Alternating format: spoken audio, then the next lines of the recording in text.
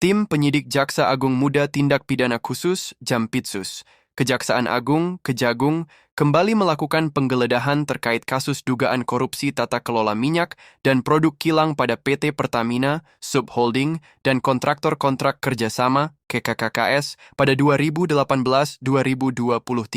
Kapus Penkum Kejagung, Harli Siregar mengatakan, saat ini penyidik sedang menggeledah terminal bahan bakar minyak, TBBM, yang terletak di Tanjung Grem, Kota Cilegon, Provinsi Banten. Sedang berlangsung penggeledahan di sebuah kantor fuel terminal Tanjung Grem, Kecamatan Grogol, Cilegon, Banten, ujar Harli kepada wartawan Jumat 28 Februari 2025.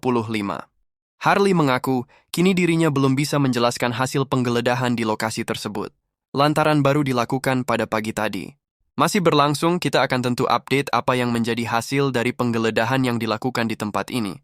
Tentu nanti apakah berkorelasi kita akan update, jelas Harli.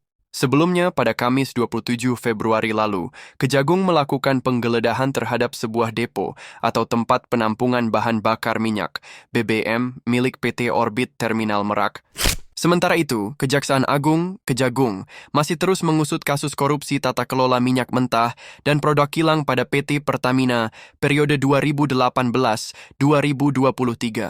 Terbaru, Direktur Penyidikan Jaksa Agung Muda Bidang Tindak Pidana Khusus Kejagung Abdul Qohar menetapkan kembali 2 pegawai Pertamina sebagai tersangka dalam kasus itu. Keduanya yakni Direktur Pemasaran Pusat dan Niaga PT Pertamina Patra Niaga Maya Kusmaya dan Edward Korn selaku VP Trading Produk Pertamina Patra Niaga. Qohar menyebut sebelum menetapkan kedua tersangka baru, itu pihaknya terpaksa melakukan upaya paksa penjemputan di kantor mereka, lantaran tak kunjung memenuhi panggilan penyidik. Jadi kedua tersangka itu kita panggil dengan patut AM10, namun demikian sampai jam 2 yang bersangkutan belum hadir, sehingga kita terpaksa menjemput di kantor yang bersangkutan, ujarnya.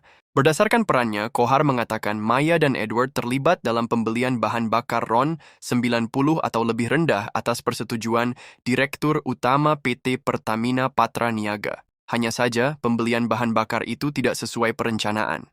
Sebab, seharusnya pembelian itu dilakukan untuk pembelian RON 92 atau sejenis Pertamax.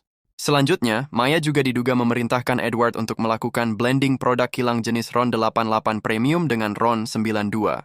Keduanya juga melakukan pembayaran impor produk kilang yang seharusnya dapat menggunakan metode term pemilihan langsung.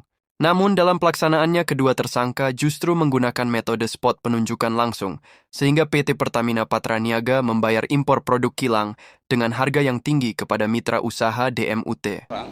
Ya, per hari ini bahwa sejak tadi pagi penyidik sudah melakukan upaya penggeledahan juga di Cilegon, di kota Cilegon ya, di satu tempat yaitu PT OTM ya, yang diduga sebagai storage atau tempat depo ya, yang menampung